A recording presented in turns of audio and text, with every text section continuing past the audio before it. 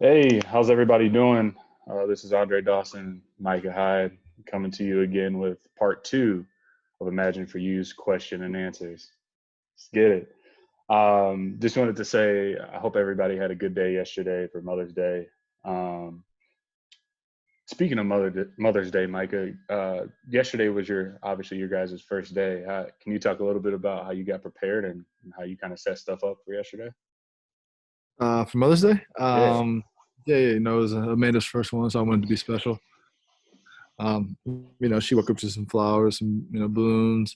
Um, I'm not very artistic, but we had a little canvas left over from one of our little projects we did Okay. few months ago, and I put my handprint on it, put MJ's handprint on it, or actually his footprint, his hand. He wouldn't stop balling it up, so I couldn't get it open, so I put his foot on it, and then we put Saint, our dog, um, put his paw print on it, and it was at first, I was taking it seriously and trying to make it like a nice piece of art that maybe she might Right. hang up. But then after a while, I just started laughing. I'm like, this is awful.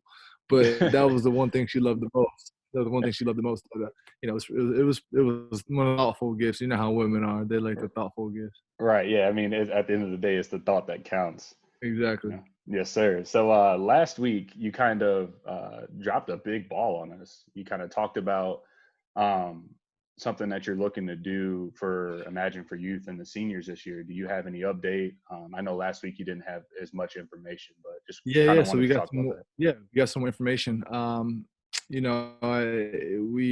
reached out to some people, and we kind of had a few meetings on what we want to do. And like I said, the sponsors for the camp, which I'm not gonna give all the information right now. And but some sponsors said they'd like to instead of getting the money back for the camp that they already donated, that they're going to forward it to this idea that we have for scholarships. And Okay. so we're doing that. The dollar amount is not 100% set in stone yet, but we actually do have the schools.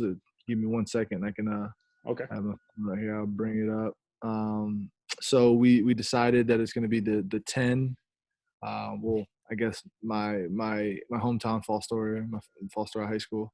Hmm. One kid from each school, um, and the after that it's the nine closest high schools to Fall Story. So Okay. we got Fall Story, Fremont, Findlay, Lakota, Tiffin, Arcadia, Hopewell, Loudon, Elmwood, Van Buren, and New Regal. Those 10 schools are going to have one recipient that's gonna receive a scholarship. So, like I said, dollar amount, we're still trying to um, figure that stuff out, but it's just going to be something that we're able to give back to some seniors that weren't able to participate in the rest of their senior year. Dude, that's amazing. I mean, kind of speaking to what you guys are doing. Clearly, that's something that you are extremely passionate about. Something that you drive, like that drives you. What kind of drives you to make a change for your city, in your state, and across the U.S. Obviously, we have different groups for Imagine for Youth in Iowa, New York, Yeah. Ohio. Can you speak to Well, that a little bit? I think there's been two goals that we wanted to meet, since starting the foundation. I started the foundation back in college, but Hmm. a few years after, we really started establishing goals that we wanted to set. And one would be try to take this thing nationwide. We're getting a lot of the kind of the Midwest, a little bit of New York. I think we've done some stuff in North Carolina and stuff, but we want to get this thing nationwide. And number two, we want to generate some scholarships for kids. And this is the opportunity. This is the time that we're able to do it. And we want to grow upon that. Obviously, the dollar amount isn't going to be where we want it to be. It's never going to be where we want it to be. If we, Right.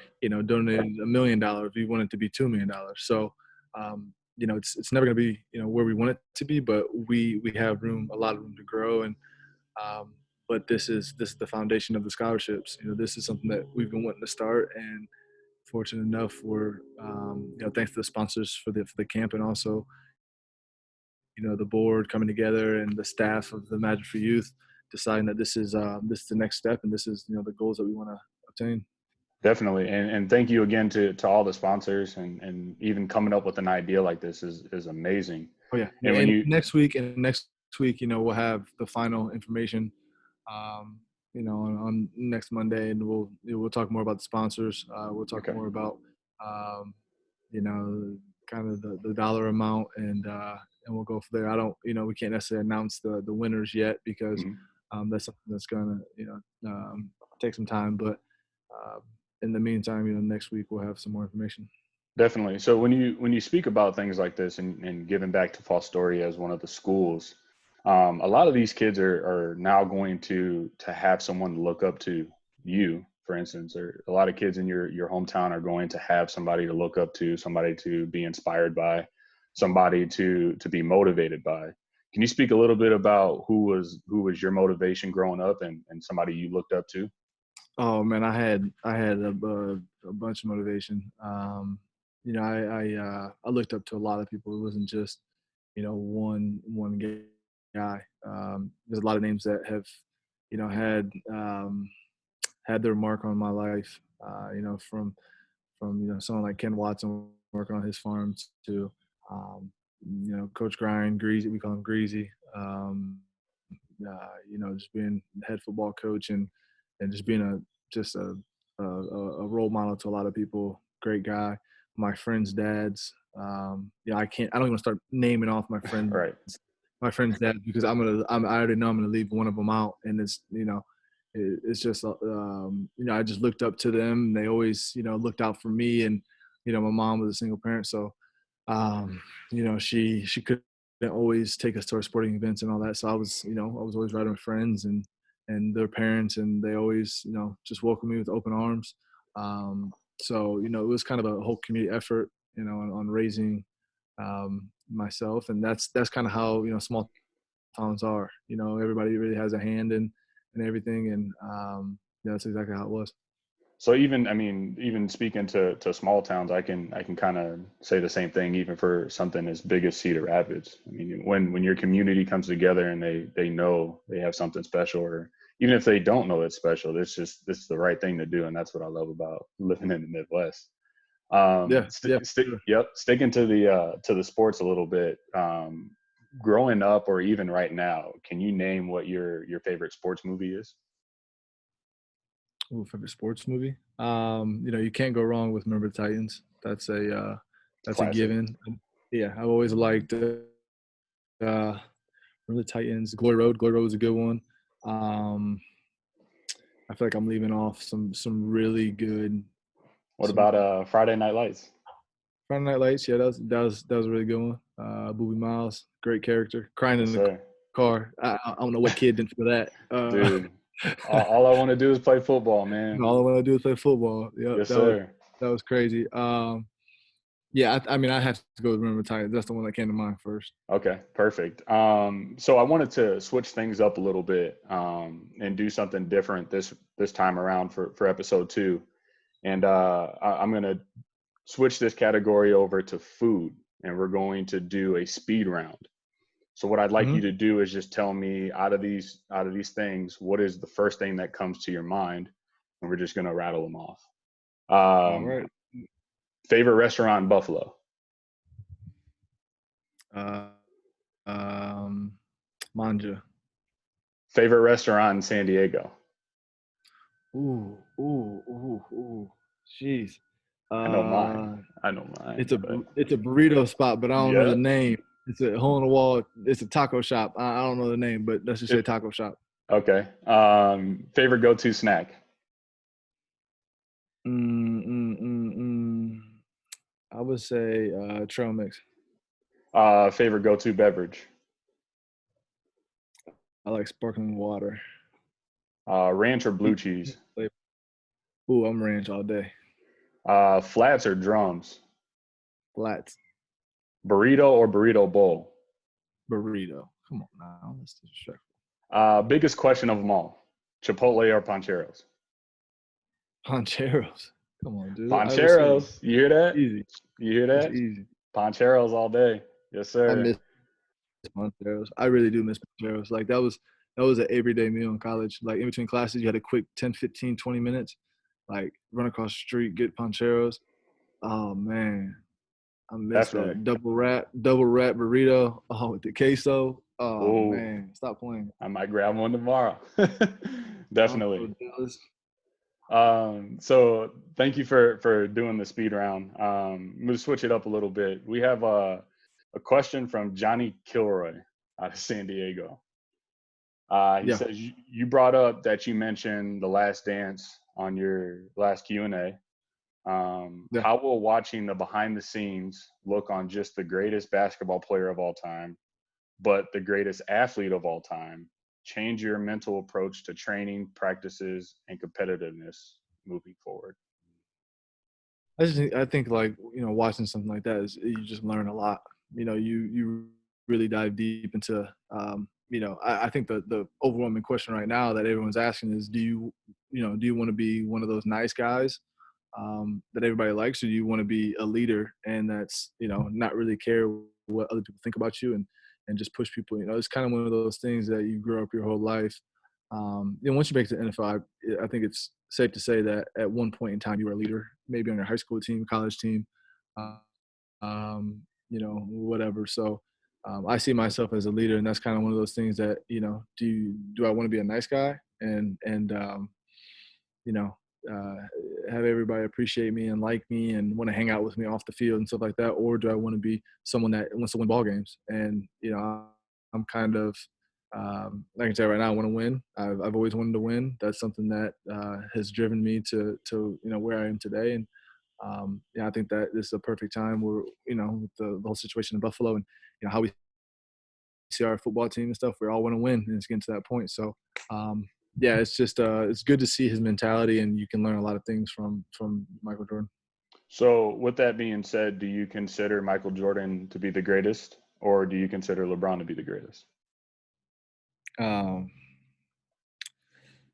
I'm a huge LeBron fan. He's from Ohio. If you want to talk about greatest basketball player of all time, what do they say? I think LeBron says, "Don't compare us." It's kind of one of those questions that can't be answered. They're never going to play Yeah. each other one on one. They're never, they're never going to play against each other in their prime. They're never going to have. And you can argue about, Jordan's teams were better. His the role players were better. It's kind of one of those things. So I'm a huge LeBron James fan. Don't get me wrong. But at the same time, MJ is a winner, has the most championships. So I mean, out of the two, has the most championships. So I'm not gonna answer that question. So you said a lot to say you're Yeah, not going to answer. yeah, exactly. I think at the end of the day, we all should just follow what Kobe said. I mean, you enjoyed Jordan, enjoy what I did, and then enjoy Yep, or enjoy LeBron's path. I think he tweeted out. yep, So I mean, at the end of the yeah, day, I agree. I mean, just follow what Kobe said. I mean, he said it for a yep. reason. Shut Um, up. we got another question here from Tracy Dawson. If you could go back to the sixth grade right now, go back to the sixth grade, what words of advice or encouragement would you give to your younger self? Um, hmm. Just stay the course. Continue to work hard. Um, I think that's the hardest thing for young kids to understand. That the conditioning in sixth grade and the coaches that are pushing you to do more and do all that stuff, like as a young kid, you don't see that's all going to pay off. Hmm. You just you're kind of worried about what you're going to do after practice, what you're going to do after school, that type of stuff. And I can honestly say that from the conditioning to the being around my buddies and just coming together, that's what's developed the relationships today. And I would say just stay the course and stick with it, keep working hard. Definitely. One of the questions is what is your favorite thing about being a father? But I kind of want to tie that into the question that came before. With you being a new father and tying to what you just said, are you kind of excited about knowing what it takes to be an all pro in the NFL, one of the best safeties in the league, knowing what it takes to get to that level? Are you pretty excited about teaching young MJ some of those traits and seeing where he goes? Um, I guess that's I mean, I guess it's kind of a two-part question. So you're asking, uh, being a father, am I excited to teach him my ways? Kind of, is that what you're asking? Yes. Um, you know what? I think growing up, you always say I want to have a junior, and I want to have, he's going to be a football player. He's going to be the best, safety to ever play a game. Stuff like that. That's obviously how dads are. They want their sons to be better than them, and obtain more success than what they did. But I kind of just I want him to be happy with whatever he's doing. If he doesn't even play sports, he doesn't even play sports. I mean, it is what it is. As long as he's happy. And I think once you have a kid, and I'm 2 months into it, I just realized that whatever he's happy doing, I'm not gonna push anything on him. Now, do I want him to play sports? Do I want him to be the best golfer? Do I want him to be, of course Right. I do. But if he doesn't even want to play football, that's totally up to him. That's awesome to hear, and that's kind of what I was hoping you'd say. It's good to see that now we're kind of in that stage where at the end of the day, we're going to give them all the tools, and it's kind of what the Imagine for Youth image is. It's giving you all the tools and letting you do whatever you want to do with those tools, whether that is football, whether that's playing an instrument, whether it's swimming. Whether it's I can becoming the tell you what greatest though, artist, whatever. the one thing I wish I would have stuck to was instruments. I played the saxophone when I was in middle school, and at the time, I'm playing sports and stuff, so I'm thinking, you know, you know, it's band class. Right. I- I got football, and I got football, basketball, baseball after school. But looking back now, if I could give also my sixth grade self some advice, stick with the instrument, because now, like, people don't realize, as you get older, that's the cool thing. Like, that's the cool thing. Play an instrument, Yes, play sir. piano, play the saxophone, play, uh, you know, the guitar. Like, that stuff is cool. So I wish I would have stuck with that. So, if any kids listening to this right now and that's playing an instrument, listen, stick with it. Stay the course with that. Work hard, and um, just continue to play that. Definitely, I would piggyback off that 100%. Honestly, if I would have picked up piano or guitar, there's nothing better than sitting there and creating your own music and just having Yeah. everybody around you vibe. So definitely, Yep. definitely. Um, the next question would be, what challenges did you come across to get to where you're at today? What challenges? I just think that the road for myself, um, it's just been off hard work. I guess haven't really listened to what other people have said about me, as far as, he can't play at this level. Because you're always going to have doubters. You're always going to have people that think you can't perform at, up to your own expectations. So, um, I just feel like the hard work and all that, just, the early morning lifts, the going through school, obviously college, going to school, and high school, going to school, doing all that, man, it's a grind. And Yes, and I sir. can honestly say there's a lot of people that I grew up with that, um, just as athletic as me, that could easily be where I'm at. But I think the thing that separates me is I just had that drive. I just had that dedication. I wanted to get better, at every single level I got to. Once I got to college, I was like, "Ooh, I can really play here." And I'm playing against guys that are going to the NFL, and I'm like, "Oh, I can play in the NFL." So it's kind of one of those things that you just continue to grow. And then also, my mentality just separates. I feel like I'm an intelligent football player, and like X's and O's wise, I feel like I have great anticipation and stuff like that. And so I feel like that kind of separates me also. But um, yeah, man, it's yeah, I don't want to say it's been all obstacles. There's been some success, but I feel like I've just based it off hard work and dedication. Definitely. And your play speaks for itself. You don't become one of the best Appreciate it. safeties in the league just sitting down and going with the flow. So, at the end of the day, your play speaks for itself, and that's a great answer. Yeah, yeah. I, I I mean, got I mean, two. I guess off that, one of the hardest things was I think maybe being in college and seeing all my high school buddies, hanging out. Even to this day, seeing friends, hanging out. A lot of people have, the was it FOMO, fear of missing out. Mhm. That was huge. And back in college, I can remember my roommate, Brad Rogers, who but we're both from Ohio, and we used to just sit in our dorm room and be like, man, do we really want to do this? Instagram wasn't. I mean, it might have been created, but we didn't have Instagram back No, then. So not as big. Yeah. we were on Facebook, and we'd see our friends back home hanging out, partying, and just having a good time together. And I'm like, man, I kind of want to be a part of that. But so I think maybe that was the hardest thing to realize, that you're gonna have to put your own desires to the side and just continue to work. And that's also something that kids have to realize, like it's going to be hard. You're not, it's not going to be the popular decision. But as you know, if you have to work for it, then it's going to pay off in the end. Definitely. Great words from a great player. Two quick final questions. One is from our main man, Greg, on Facebook. Have you had time to work on your ping pong game? If not, you better before you come back to Ohio. Okay. All right. I'm not too worried about that, 'cause my ping pong game is nice. I'm not worried about that. Definitely. Next Last question. Last question.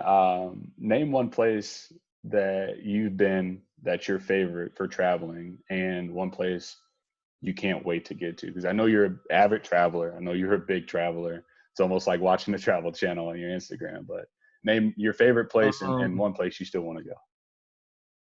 My favorite place. Ooh.